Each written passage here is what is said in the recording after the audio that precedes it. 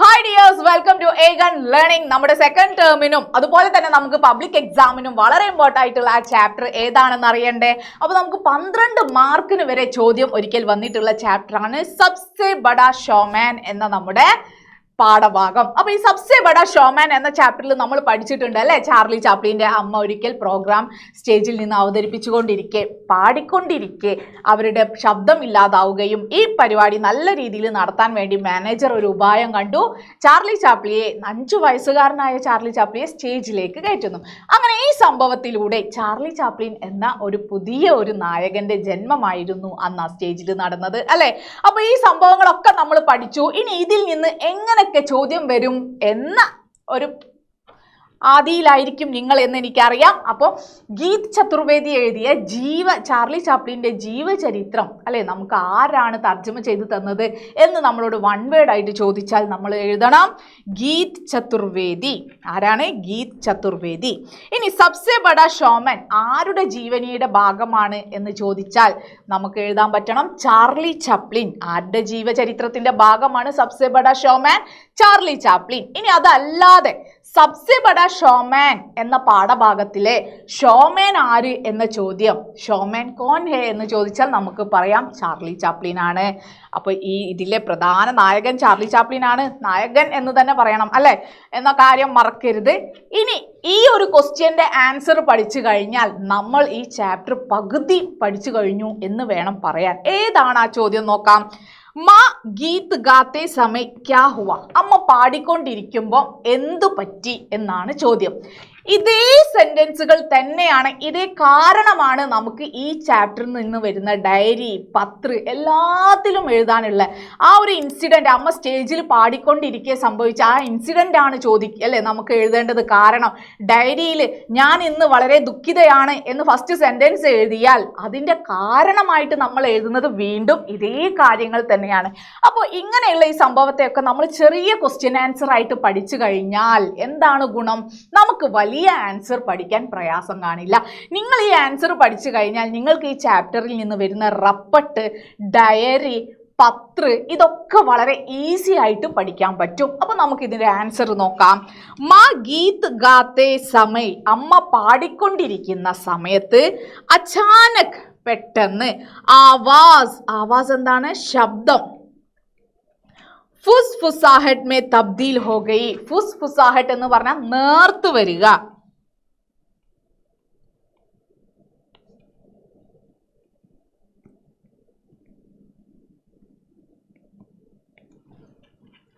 തബ്ദീൽ ഹോ ഗയി എന്ന് പറഞ്ഞാൽ എന്താണ്? മാറി. അമ്മയുടെ ശബ്ദം നേർത്ത് മാറിക്കൊണ്ടിരുന്നു. ഇസ്കെ കാരൻ മാക്കോ സ്റ്റേജ് സെ ജാനാ പടാ. ഇത് കാരണം അമ്മയ്ക്ക് സ്റ്റേജിൽ നിന്ന് ജാനാ പടാ എന്ന് പറഞ്ഞാൽ പോകേണ്ടി വന്നു. ഇനി ഇതേ ആൻസർ വരുന്ന മറ്റൊരു ചോദ്യം പറയട്ടെ. നമ്മൾ സ്റ്റേജ് സെ ജാനാ പടാ എന്ന് പറഞ്ഞല്ലോ. ഇപ്പൊ ഇവിടെ മാ ഗീത് ഗാത്തെ സമയ ക്യാ ഹുവ എന്ന ചോദ്യത്തിനാണ് നമ്മൾ ആൻസർ പറഞ്ഞത്. ഇനി ഇതേ ആൻസർ തന്നെ നമുക്ക് മറ്റൊരു ചോദ്യത്തിന് കൂടി എഴുതാം. മാ ക്യോं സ്റ്റേജ് छोड़कर गया?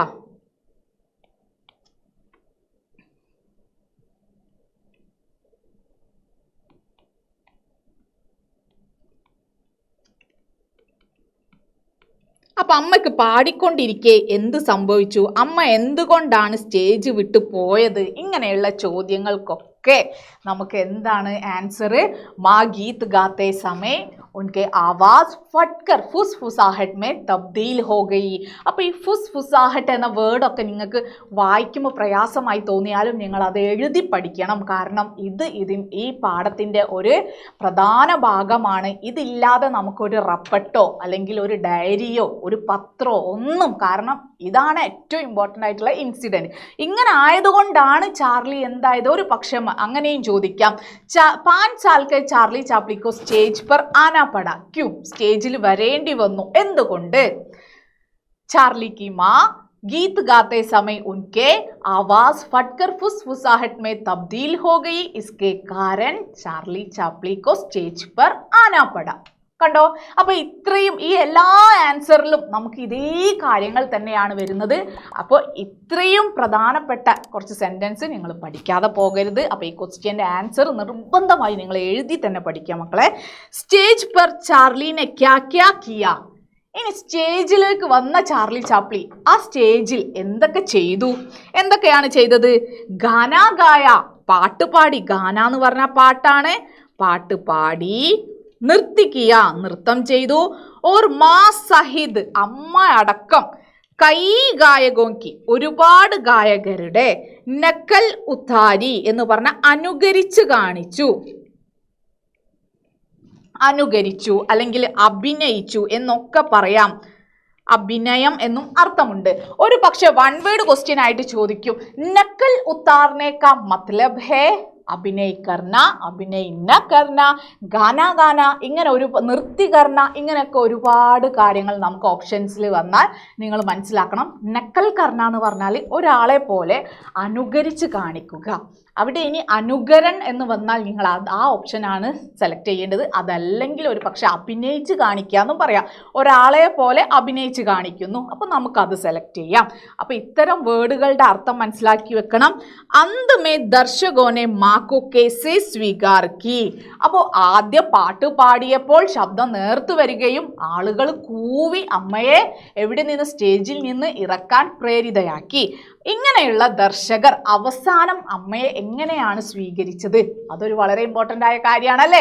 ബഹളം വെച്ച് സ്റ്റേജിൽ നിന്ന് ഓടിച്ച അതേ പ്രേക്ഷകർ തന്നെ മകൻ്റെ പ്രകടനം കണ്ടിട്ട് അല്ലെ പ്രോഗ്രാം കണ്ടിട്ട് അമ്മയെ പിന്നീട് എങ്ങനെയാണ് സ്വീകരിച്ചത്? അന്ത്മേ അവസാനം. ജബ് മാ ചാർലിക്കോ ലേനെ ആയി, അമ്മ ചാർലിയെ ലേനെ ആയി കൊണ്ടുപോകാൻ വന്നപ്പോൾ.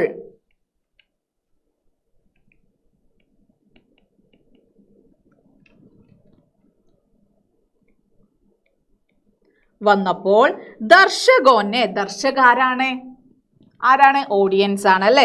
There Tak ഖഡേ hawker, there Tak സമയം എന്ന് വെച്ചാൽ തിരക്കിട്ടിട്ട് അല്ലെങ്കിൽ കുറച്ച് സമയത്തേക്കല്ല, ഒരുപാട് സമയമെടുത്ത് അവരെന്താക്കി?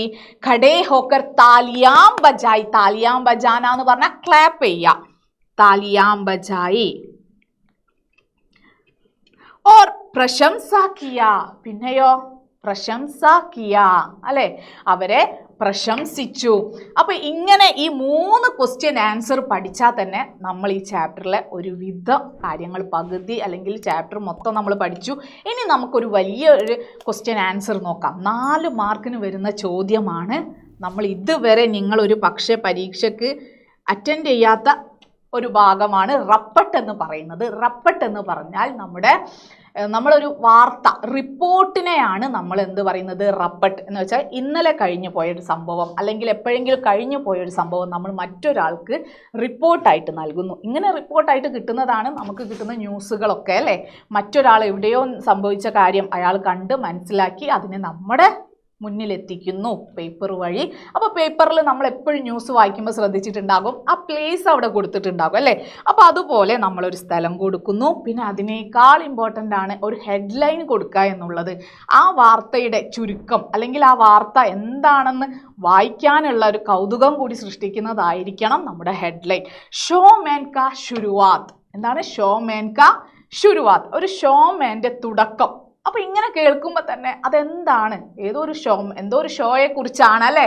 അതൊന്ന് വായിച്ചു നോക്കാൻ ഒരു കൗതുകം വായനക്കാരനിൽ നമ്മൾ ഉണ്ടാക്കണം. അപ്പോൾ ഇവിടെ നമുക്ക് എഴുതാം ഗായിക മ. അതേ സംഭവം നമ്മൾ ഫസ്റ്റ് ക്വസ്റ്റ്യനിൽ ഡിസ്കസ് ചെയ്ത ഗായിക മ സ്റ്റേജ് പെർ ഗാ രഹി തി. സ്റ്റേജിൽ പാടിക്കൊണ്ടിരിക്കുകയായിരുന്നു. ഉസ്കി ആവാസ്, അവരുടെ ശബ്ദം ഫട്കർ ഫുസ്ഫുസാഹട്ട് മേ ബദൽ ഗയി. അവരുടെ ശബ്ദം പെട്ടെന്ന് നേർത്ത് മാറിക്കൊണ്ടിരുന്നു. ലോഗോं को पहले यह മൈക്ക് ഖരാബി. ഖരാബ് എന്ന് പറഞ്ഞാൽ എന്താണ്? കേട്. മൈക്കിന്റെ കേടാണ് എന്ന് ആളുകൾ തെറ്റിദ്ധരിച്ചു. ലേക്കിൻ അസൽ മേ, അസൽ എന്ന് പറഞ്ഞാൽ എന്താ? ശരിക്കും. പക്ഷെ ശരിക്കും എന്താ സംഭവിച്ചത്? ശരിക്കും ഗായികാക്ക് ആവാസ് ഹി ചലി തി. ആവാസ് എന്ന് പറഞ്ഞാൽ ശബ്ദം തന്നെ ആയിരുന്നു പോയത്. ഏസെ ഉനെ സ്റ്റേജ് സെ ഹട്നെ ലഗ. ഇങ്ങനെ അവർക്ക് സ്റ്റേജിൽ നിന്ന് ഹട്ന സ്റ്റേജ് വിട്ട് പോകേണ്ടി വന്നു.